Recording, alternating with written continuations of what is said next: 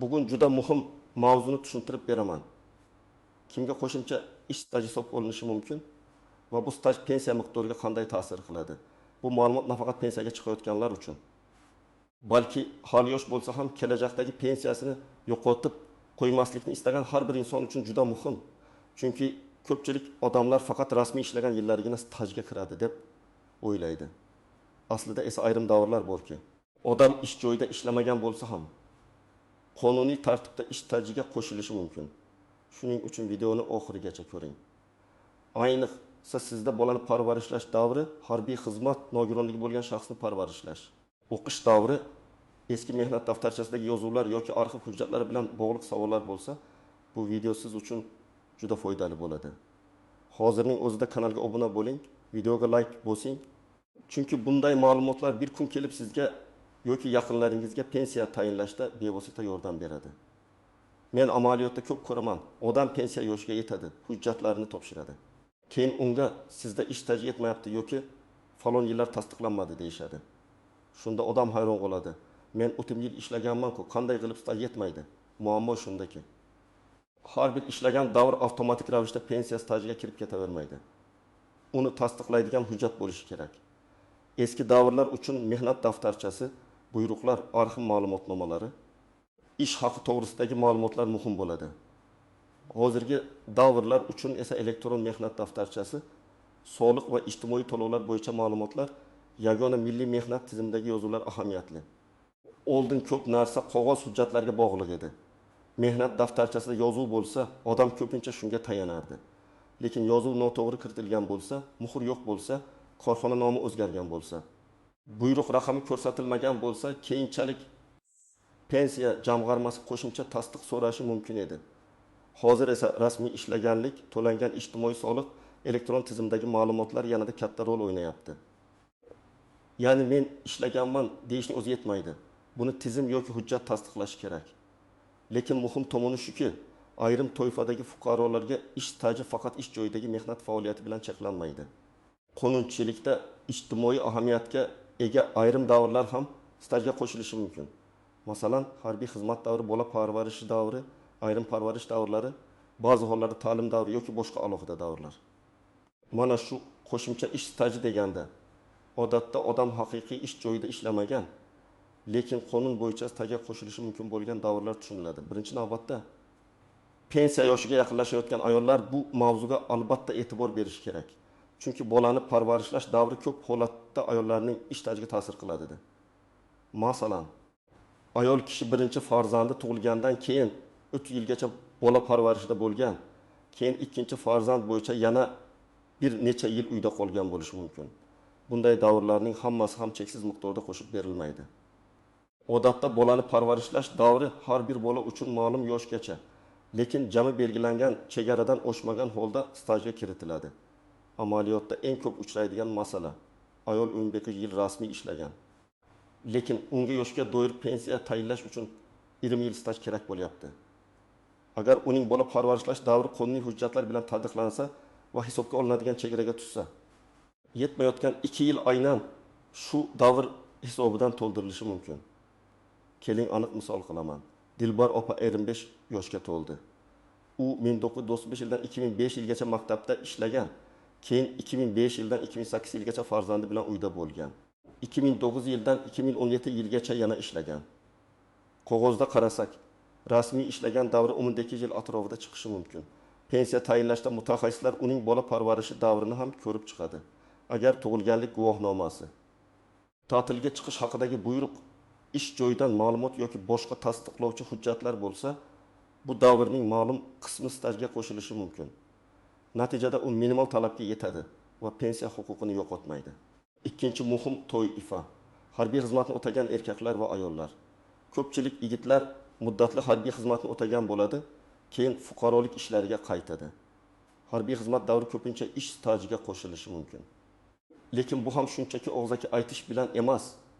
Harbiy bilet, mudofaa ishlari bo'limi ma'lumotnomasi yoki xizmatni tasdiqlovchi boshqa hujjatlar asosida amalga oshiriladi. Masalan, Akmal aka 24 yil 2 oy rasmiy ishlagan. Erkaklar uchun yoshga doir pensiyada talab qilinadigan to'liq staj 25 yil bo'lsa, unga 10 oy yetmayapti. u 10 yil muddatli harbiy xizmatda bo'lganini hujjat bilan tasdiqlasa, bu davr hisobga olinib, umumiy staj 25 yildan oshishi mumkin.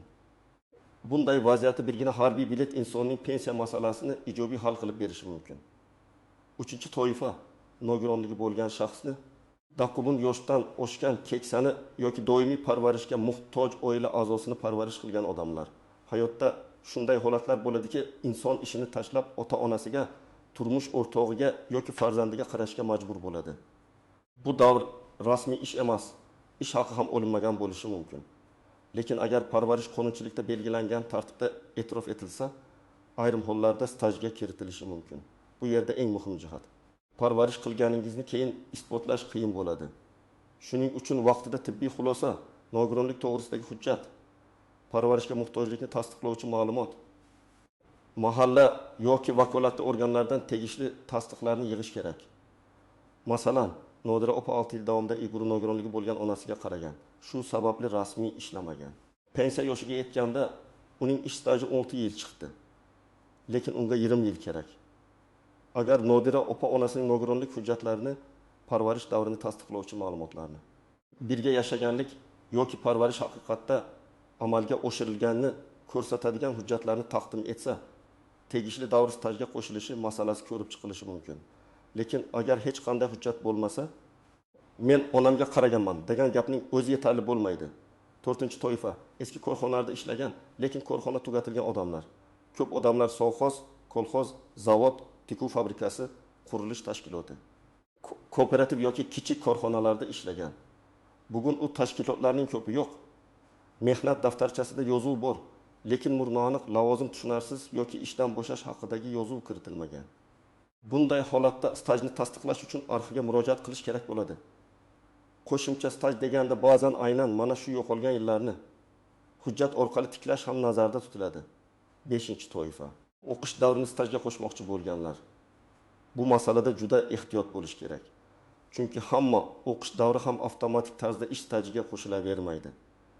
Qaysi davrda o'qigan, ta'lim kunduzgi bo'lganmi? Qaysi qonun amalda bo'lgan? O'qishdan oldin yoki keyin mehnat faoliyati bo'lganmi? Bularning hammasi ahamiyatga ega bo'lishi mumkin. Masalan, odam institutda 5 yil kunduzgi o'qigan bo'lsa, u darhol menga 5 yil staj qo'shiladi deb o'ylamasligi kerak. Bu masalani pensiya jamg'armasi mutaxassis hujjatlar asosida alohida ko'rib chiqadi. Diplom, arxiv ma'lumotnomasi o'qishga kirgan va tamomlagan sanalar. O'qish shakli haqida hujjat kerak bo'ladi. Kimlar xavotir olmasligi mumkin? Agar sizning barcha ishlagan davrlaringiz elektron tizimda to'liq aks etgan bo'lsa, ish beruvchi siz uchun belgilangan to'lovlarni to'lab kelgan bo'lsa, mehnat daftarchangizda yozuvlar toza va aniq bo'lsa, hamda talab qilinadigan stajdan ancha ko'p stajingiz bo'lsa, sizda xavf kamroq. Masalan, erkak kishi 45 yil rasmiy ishlagan bo'lsa yoki ayol kishi 28 yil rasmiy stajga ega bo'lsa, qo'shimcha davrlar pensiya huquqini saqlab qolish uchun hal qiluvchi bo'lmasligi mumkin. Lekin baribir pensiya miqdorini hisoblashda ayrim davrlar va ish haqi ma'lumotlari ahamiyatli bo'lishi mumkin. Shuning uchun hujjatlarni tekshirtirib qo'yish foydadan xoli emas. Endi eng muhim nozik tomonlarga o'tamiz. Birinchi xato, odamlar stajga qo'shiladi degan gapni pensiyam albatta ko'payadi deb tushunadi. Bu har doim ham shunday emas. Ish staji pensiya huquqini aniqlashda muhim. Ya'ni sizda yetarli staj bormi yoki yo'qmi? To'liq pensiyaga chiqasizmi yoki kamroq staj bilan pensiya hisoblanadimi? Shunga ta'sir qiladi. Lekin pensiya miqdoriga faqat staj emas, ish haqi, to'langan ijtimoiy to'lovlar hisoblash davri, qonundagi cheklovlar ham ta'sir qiladi. Masalan, sizga 2 yil qo'shimcha staj qo'shilishi mumkin, lekin agar shu davrda ish haqi bo'lmagan bo'lsa, pensiya miqdori siz kutgan darajada oshmasligi mumkin. Shunga qaramay, staj yetmayotgan odam uchun bu juda katta yordam. Ikkinchi xato, odamlar norasmiy ishlagan davrini ham stajga kiritmoqchi bo'ladi. Masalan, kimdir 10 yil ustachilik qilgan, bozorda savdo qilgan, fermerga yordam bergan, qurilishda kunbay ishlagan. Agar bu davrda rasmiy mehnat shartnomasi bo'lmasa, yakka tartibdagi tadbirkor sifatida ro'yxatdan o'tmagan bo'lsa, tegishli soliqlar va ijtimoiy to'lovlar to'lamagan bo'lsa, buni pensiya stajiga kiritish juda qiyin. Hamma biladi, men ishlaganman degan dalil yetarli bo'lmaydi. Guvohlarning ko'rsatmasi ayrim hollarda yordam berishi mumkin. Lekin asosiy kuch baribir hujjatda bo'ladi. Uchinchi nozik jihat, Mehnat daftarchasidagi har bir yozuv ideal bo'lishi kerak. Ishga qabul qilingan sana bor, lekin ishdan bo'shagan sana yo'q bo'lsa, muammo chiqadi. Buyruq raqami noto'g'ri yozilgan bo'lsa, korxona nomi o'zgargan bo'lsa, muhr o'qilmasa, qo'shimcha tekshiruv talab qilinadi. Men doim maslahat beraman. Pensiya yoshiga 5 yil qolganda emas. Ancha oldin mehnat daftarchangizni ko'zdan kechiring. Agar xato bo'lsa, korxona hali faol bo'lsa tuzatish osonroq. Korxona tugatilgandan keyin esa arxiv izlash, hujjat topish ancha qiyinlashadi. 4-nozik jihat. Bola parvarishi davrida ham chegaralar bor. Ba'zi ayollar 4 yoki 5 farzand tarbiyalagan bo'ladi va har biriga 3 yildan hisoblasam, undik yoki undik yil qo'shiladi deb o'ylaydi. Amaliyotda bunday emas. Qonunchilikda jami hisobga olinadigan muddatga cheklov bo'lishi mumkin. Shuning uchun har bir bola bo'yicha tug'ilganlik guvohnomasi, ish joyidagi ta'til buyruqlari, mehnat faoliyatining uzilishi va qayta tiklanishi haqidagi hujjatlar tekshiriladi. Bu davr stajga qo'shilishi uchun farzand tug'ilganning o'zi emas, aynan parvarish davri va uning qonuniy tartibi muhim bo'ladi. 5-nozik jihat. Chet elda ishlagan davrlar. Hozir ko'plab fuqarolar Rossiya, Qozog'iston, Koreya, Turkiya yoki boshqa davlatlarda ishlagan. Bunday davrlar stajga qo'shiladimi degan savol juda ko'p beriladi. Bu masala davlatlar o'rtasidagi bitimlar. To'langan badallar rasmiy ishlaganlik va hujjatlarning tan olinishi bilan bog'liq. Agar odam chet elda norasmiy ishlagan bo'lsa, buni O'zbekistondagi pensiya stajiga kiritish odatda juda muammoli. Agar rasmiy ishlagan bo'lsa, mehnat shartnomasi, sug'urta badallari, ish beruvchi ma'lumotnomasi, notarial tasdiqlangan tarjimalar kerak bo'lishi mumkin. Har bir holat alohida ko'rib chiqiladi. 6-nozik jihat, yakka tartibdagi tadbirkorlar va o'zini o'zi band qilganlar. Agar odam tadbirkor bo'lib ishlagan, lekin majburiy to'lovlarni vaqtida to'lamagan bo'lsa, keyin men 8 yil tadbirkor edim degani staj uchun yetarli bo'lmasligi mumkin. Pensiya tizimida eng muhim savol, shu davr uchun tegishli to'lovlar qilinganmi?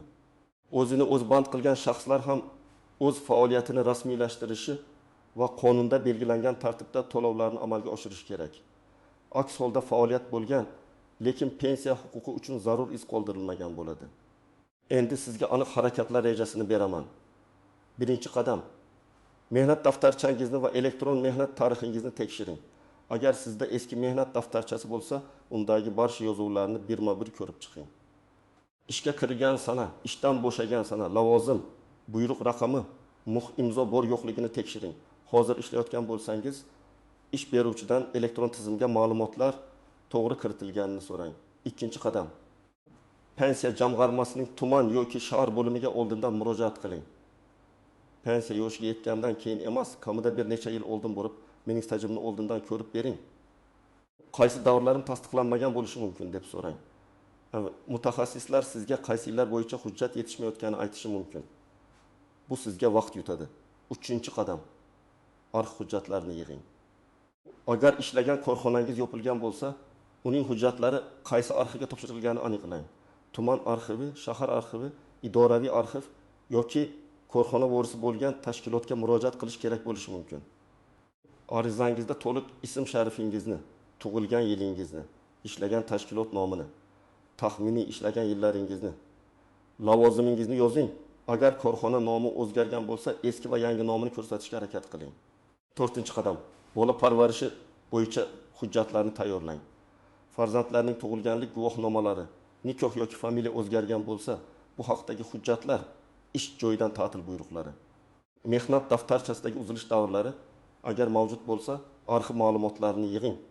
Ayollar ko'pincha familiyasi o'zgargani sababli hujjatlarda nomuvofiqlik yuzaga keladi. Masalan, diplom bir familiyada, mehnat daftarchasi boshqa familiyada, farzand tug'ilganlik guvohnomasida yana boshqa yozuv bo'lishi mumkin. Bunday holatda nikoh guvohnomasi yoki familiya o'zgarganini tasdiqlovchi hujjat albatta kerak bo'ladi. 5-qadam. Harbiy xizmat hujjatlarini tekshiring. Harbiy bilet yo'qolgan bo'lsa, mudofaa ishlari bo'limiga murojaat qiling. Xizmat o'talgan sanalar aniq ko'rsatilgan ma'lumotnoma oling. Ba'zan harbiy bilet bor, lekin yozuv o'qilmaydi yoki sanalar to'liq emas. Bunday vaziyatda qo'shimcha ma'lumotnoma muammoni hal qiladi. 6-qadam. Parvarish davri bo'yicha hujjatlarni yig'ing.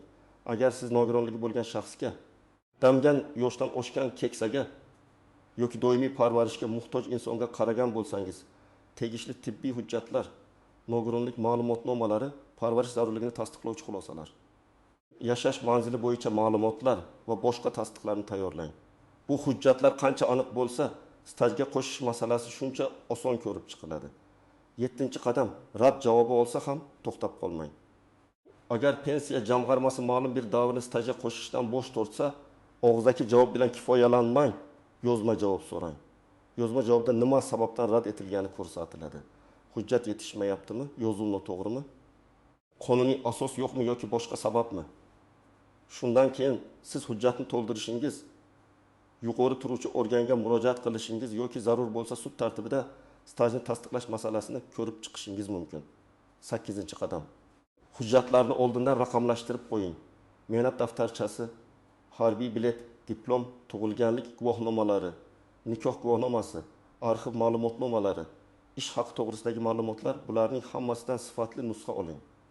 Skaner qiling, alohida papkada saqlang. Hujjat yo'qolsa, nusxasi hech bo'lmaganda qayerdan izlash kerakligini ko'rsatadi. Demak, qo'shimcha ish staji hamma uchun avtomatik beriladigan imtiyoz emas. U faqat qonunda nazarda tutilgan davrlar va hujjatlar bilan tasdiqlangan holatlarda hisobga olinishi mumkin. Eng ko'p uchraydigan holatlar bola parvarishi, harbiy xizmat, nogironligi bo'lgan yoki parvarishga muhtoj shaxsni parvarish qilish, eski ish joylaridagi tasdiqlanmagan davrlarni arxiv orqali tiklash, ayrim hollarda o'qish yoki boshqa maxsus davrlar. Eng muhim qoida shuki, pensiya masalasida hujjat gapiradi. Qancha ko'p aniq hujjat bo'lsa, huquqingizni himoya qilish shuncha oson bo'ladi.